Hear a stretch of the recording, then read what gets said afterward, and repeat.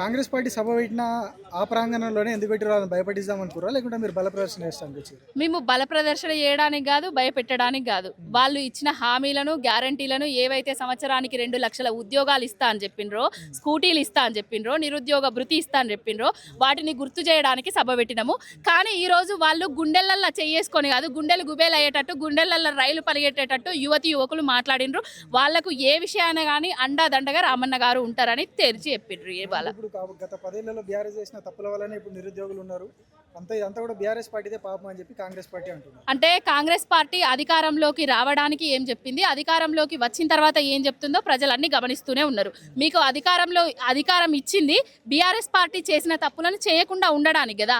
మళ్ళీ వాళ్ళు తప్పు చేసిర్రు, వాళ్ళు చేసిన పాపమే అని అంటే నీకు చేతగాక, నీకు పాలన చేతగాక, నీకు ఇచ్చిన హామీలో నెరవేర్చక చేతగాక ఇవన్నీ మాట్లాడుతున్నాడు. ఒడ్డు ఎక్కేదాకా ఓడమల్లన్న, ఒడ్డు దాటిన తర్వాత బోడమల్లన్న కథలు ఉంటాయి కాంగ్రెస్వి. ఇప్పుడు ఏదైతే యువకులను ముందుగా రెచ్చగొట్టి గద్దెనెక్కి పబ్బం గడుపుకుంటున్నాడో రేవంత్ రెడ్డి, వాళ్ళు ఇవాళ అల్టిమేట్ జారీ చేసిండ్రు. 2 లక్షల ఉద్యోగాలు ఇస్తావా లేకపోతే ఇండ్రిందాగి ఇస్తావా రేవంత్ రెడ్డి అని నిరుద్యోగులే అడుగుతారు. 4000 నిరుద్యోగ భృతి ఇస్తావా లేకపోతే ఇండ్రిందాగి ఇస్తావా రేవంత్ రెడ్డి అనేసి వాళ్ళే అడుగుతున్నారు. ఇక ఆయనే తెలుసుకోవాలి తాడో పేడో ఏందో మరిగా.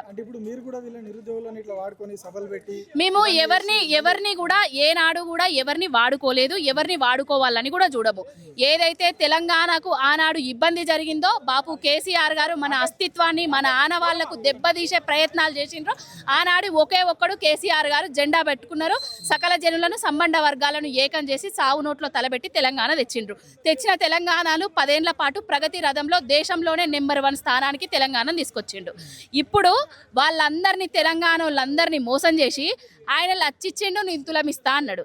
ఆయన 10 ఇచ్చిండు, నేను 15,000 ఇస్తా అన్నాడు. ఆయన 2 ఇచ్చిండు, నేను 4 ఇస్తా అన్నాడు. ఏమైపోయినాయి? మాయ మాటలు చెప్పి మోసపూరితమైన హామీలు ఇచ్చి అధికారంలోకి వచ్చి రేవంత్ రెడ్డి ఏం చేస్తున్నాడంటే దగా, మోసం, కుట్రలకు తెరలేపిండు. తెలంగాణ ఆనవాళ్ళనే, తెలంగాణనే అస్తిత్వాన్నే దెబ్బతీసే ప్రయత్నాలు చేస్తాడు. ప్రతి ఒక్క తెలంగాణ బిడ్డకు కూడా అర్థమైపోయింది రేవంత్ రెడ్డి శాతగానోడు అనేసి. తెలంగాణ ప్రజలను మోసం చేసింది కాబట్టి తెలంగాణ ప్రజలు కేసీఆర్ నోడగొట్టిండు.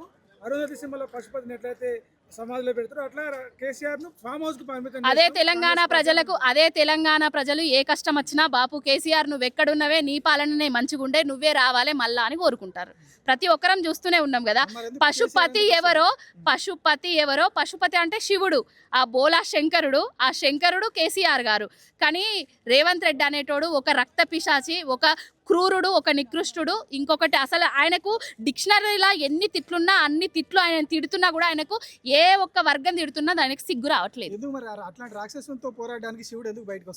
శివుడు తొందరలో బయటకు వస్తాడు. ప్రజలు అన్ని తెలుసుకుంటున్నారు కదా. ఎవరైతే ప్రజలు నమ్మి మోసపోయినరో వాళ్ళు తెలుసుకోవాలి కదా ప్రతి ఒక్కటి. మొన్నటిదాకా కాళేశ్వరం కొట్టుకపోయిందని చెప్పిండ్రు. ప్రజలందరికీ క్లారిటీ వచ్చింది కాళేశ్వరం కొట్టుకపోలేదు అనేసి. నీళ్ళుండి కూడా గురువుకు దక్షిణ చెల్లిస్తున్నాడు అనేసి ప్రజలందరికీ తెలిసింది. శివుడు ఎప్పుడు బయటికి రావాలో అప్పుడే వస్తాడు, తొందరలో వస్తాడు.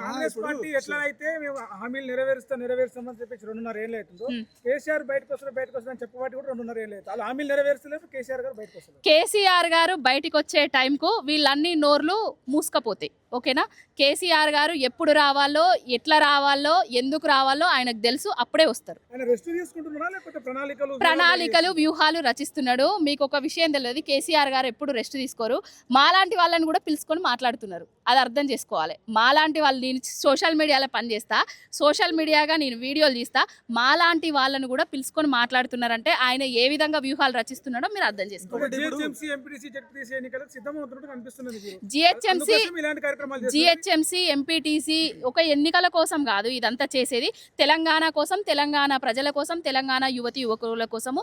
తెలంగాణ అన్యాయం కావద్దు, అనగారొద్దు అనే ఉద్దేశంతో చేస్తున్నారు. అంటే ఇప్పుడు శివుడు కట్టినటువంటి కాళేశ్వరం ప్రాజెక్టును అలా నీళ్లు నింపి ఇటు ఎత్తిపోస్తే ఆ బ్యారేజీలు కూలిపోయి కొట్టుకుపోయి అక్కడ కింద ఉన్నటువంటి రామాలయం కూలిపోతుందని చెప్పి రేవంత్ రెడ్డి చెప్తున్నారు. కాలకేయుడు అలాంటి మాటలు తప్ప మంచి మాటలు రావు కదా.